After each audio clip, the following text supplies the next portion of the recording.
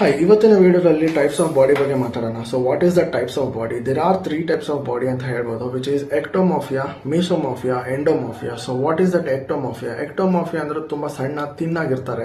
For example ಬ್ರೂಸ್ಲಿನ ತಗೋಬಹುದು. ಅವ್ರ ಶೋಲ್ಡರ್ ಲೆವೆಲ್ ಚಿಕ್ಕದಾಗಿರುತ್ತೆ, ಚೆಸ್ಟ್ ಫ್ಲಾಟ್ ಆಗಿರುತ್ತೆ, ಅಂಡ್ ವರ್ಕೌಟ್ ಮಾಡಿಲ್ಲ ಅಂದ್ರೂ ಅವರಲ್ಲಿ 6 ಪ್ಯಾಕ್ ನೀವು ನೋಡಿರ್ಬೋದು.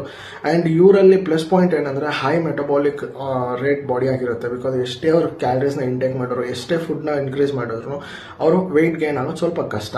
ಸೊ ಇವರು ಎಕ್ಟೋಮಾಫಿ ಅಂತ ಕರಿಬೋದು. ಅಂಡ್ ಮೀಸೋಮಾಫಿ ಅಂತ ನೋಡಿದ್ರೆ ದಟ್ ಈಸ್ ಸೂಪರ್ ಬಾಡಿ ಅಂತ ಹೇಳ್ತಾರೆ. 100% ಅಲ್ಲಿ ಒಂದು 30 to 40% ಮಾತ್ರ ಈ ತರ ಜೆನೆಟಿಕ್ನ ಹೊಂದಾಣಿಕೆಯಿಂದ ಇರ್ತಾರೆ.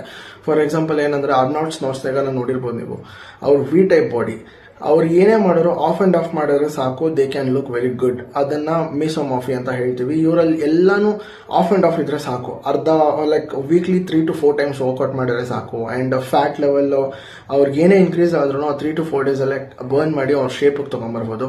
ಅಂಡ್ ಫುಡ್ಡು ಅಷ್ಟೇ ಎಲ್ಲದರಲ್ಲೂ ಆಫ್ ಪ್ರೋಟೀನ್, ಕಾರ್ಬ್ಸ್ ಎಲ್ಲ ನೀವು ಆಫ್ ತಗೊಂಡ್ರು they can maintain as a meso body. And endomorphy ಅಂತ ಹೇಳಿದ್ರೆ ಅವ್ರು ಬಂದ್ಬಿಟ್ಟು ತುಂಬ ದಪ್ಪ ಇರ್ತಾರೆ, ಒಬಿಸಿಟಿ ಹೊಂದಿರ್ತಾರೆ. ಆ್ಯಂಡ್ ಇದರಲ್ಲಿ ಏನಂದರೆ ಅವ್ರು ತುಂಬ ಕಷ್ಟಪಡಬೇಕು ಮಸಲ್ನ ಗೈನ್ ಮಾಡೋದಕ್ಕೆ.